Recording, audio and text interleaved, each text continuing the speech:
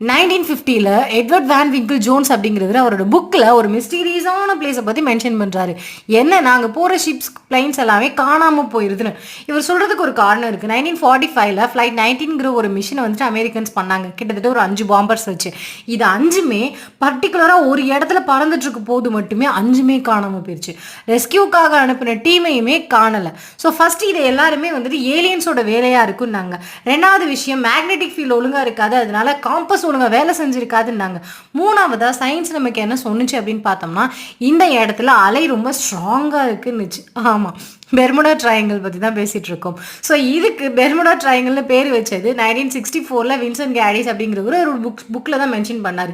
இது north Atlantic ஓஷனில் இருக்குது. But இப்போ அந்த இடத்துல வந்துட்டு ஃப்ளைட் எல்லாம் போகுது அப்படிங்கிறாங்க. பட் இப்போ வரைக்கும் ஃப்ளைட் 19க்கு என்ன ஆச்சுங்கிறதே தெரியல, அதோட பார்ட்ஸ் கூட கண்டுபிடிக்க முடியல. இந்த மாதிரி இன்ட்ரெஸ்டிங்கான வீடியோஸ்லாம் பார்க்கணும்னா நம்ம சேனலை சப்ஸ்கிரைப் பண்ணிக்கோங்க.